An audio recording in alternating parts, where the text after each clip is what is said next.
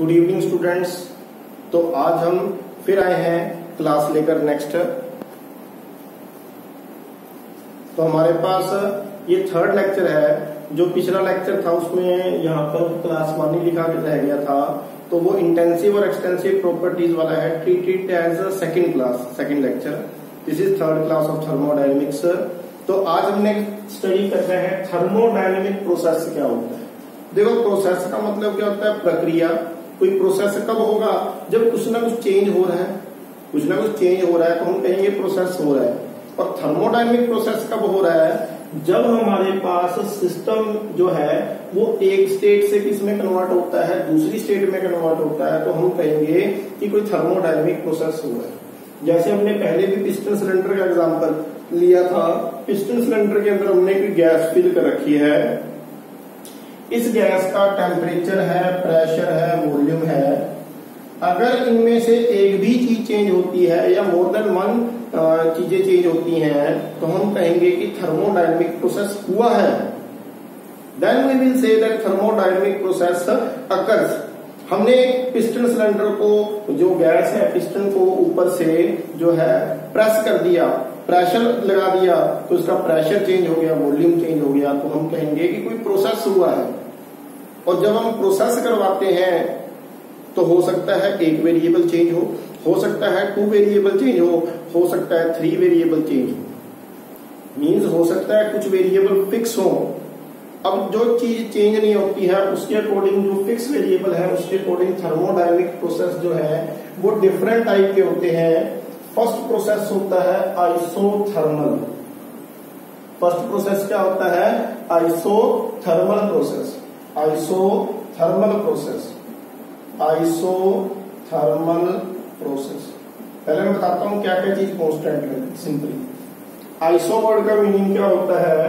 Iso का मतलब होता है कांस्टेंट, फिक्स, और थर्मल का मतलब क्या होता है? टेम्परेचर।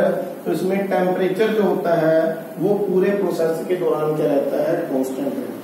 मैं इसी सिलेंडर का हम एग्जांपल लेंगे। हम गैस को इस हिसाब से कंप्रेस या एक्सपेंड करें कि पूरे प्रोसेस के दौरान चाहे प्रेशर चेंज हो जाए, चाहे वॉल्यूम चेंज हो जाए, लेकिन अगर हम टेम्परेचर सेम रखते हैं तो that process is called isothermal process. और अगर इस प्रोसेस के दौरान प्रेशर सेम रहता है तो उसको हम कहते हैं आइसोबैरिक प्रोसेस। आइसो का मीनिंग तो मैंने आपको बता ही दिया, कांस्टेंट होता है। बार किसके यूनिट होते हैं? प्रेशर के यूनिट होते हैं। तो इसमें क्या चीज कांस्टेंट होती है? प्रेशर कांस्टेंट होता है। क्या चीज कांस्टेंट होती है? प्रेशर। देखो, एक बार हमने टेम्परेचर कांस्टेंट कर प्रोसेस करवा लिया तो that process is called isothermal process. एक बार हमने टेम्परेचर प्रेशर कांस्टेंट कर प्रोसेस करवा लिया तो that process is called isobaric process. अगर हम वॉल्यूम कांस्टेंट रखते हैं, प्रोसेस करवाते वक्त वॉल्यूम क्या रखते हैं? फिक्स रखते हैं, तो उस प्रोसेस को हम कहते हैं आइसोकोरिक प्रोसेस। तो आइसोकोरिक प्रोसेस क्या होता है? जिसमें वॉल्यूम क्या रहता है? कांस्टेंट रहता है, तो उसको हम क्या कहते हैं? आइसोकोरिक प्रोसेस कहते हैं। जैसे पिस्टन सिलेंडर है, इसमें हमने गैस फिल कर रखी है, कोई और भी प्रोसेस हो सकता है। हम टेम्परेचर भी कांस्टेंट मेंटेन रख सकते हैं, हम प्रेशर भी कांस्टेंट मेंटेन रख सकते हैं, हम वॉल्यूम भी कांस्टेंट मेंटेन रख सकते हैं। तो उसके अकॉर्डिंग हमारे पास डिफरेंट टाइप्स के क्या हो जाएंगे? प्रोसेस हो जाएंगे।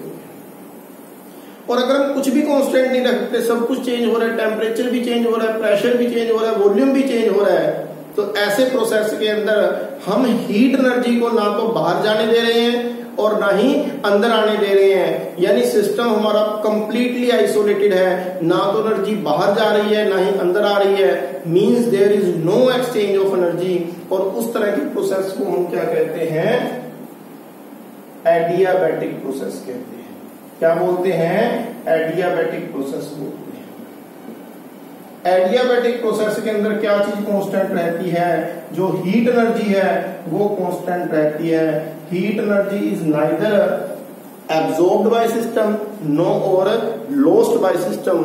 तो ना तो हीट एक्सचेंज ही नहीं होती सिस्टम और सराउंडिंग में, तो उस प्रोसेस को हम क्या कहते हैं? एडियाबैटिक प्रोसेस कहते हैं।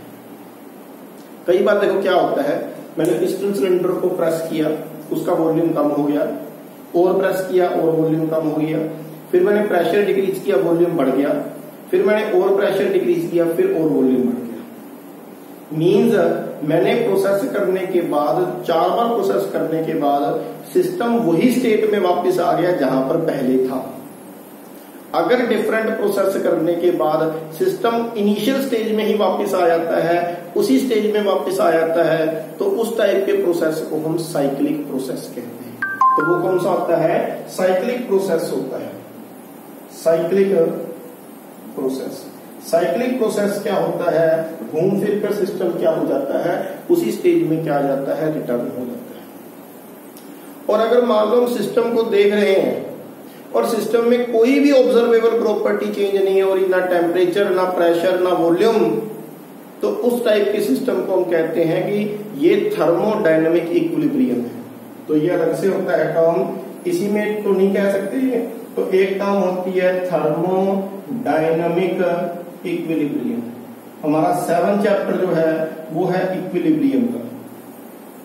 इक्विलिब्रियम अलग अलग टाइप के होते हैं। हम केमिकल इक्विलिब्रियम पढ़ते हैं नेक्स्ट चैप्टर में। थर्मोडायनेमिक इक्विलिब्रियम हमारे सिलेबस में नहीं है। अगर सिस्टम के अंदर कोई भी चेंज नहीं हो रही, ना टेम्परेचर, ना प्रेशर, ना वॉल्यूम, तो उस सिस्टम को हम क्या कहेंगे? Thermodynamic equilibrium.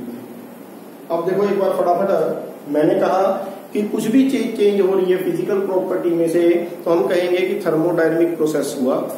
और अगर थर्मोडायनेमिक प्रोसेस के दौरान टेम्परेचर कांस्टेंट रहता है तो उसको आइसोथर्मल प्रोसेस कहते हैं।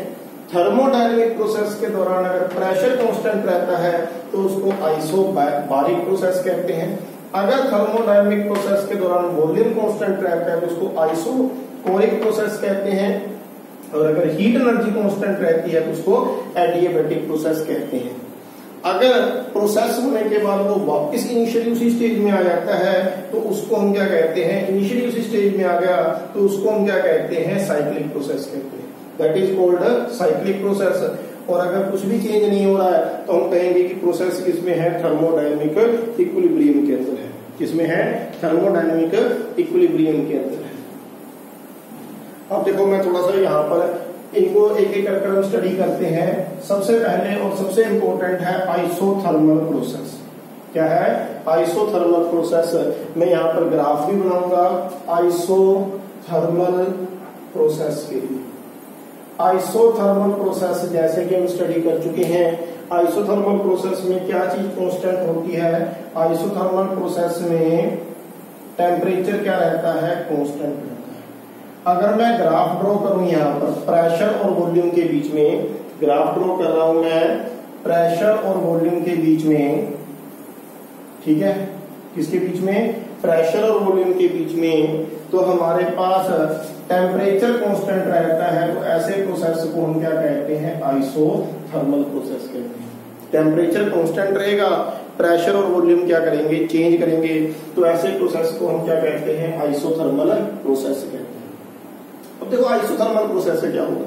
मैं आप लोगों को गैसेस की एक्सपेंशन और कंप्रेशन में 2 इंपॉर्टेंट बातें बताता हूं। जब भी हम किसी गैस को कंप्रेस करते हैं, हम वर्क डन कर रहे हैं, तो that work done is converted into,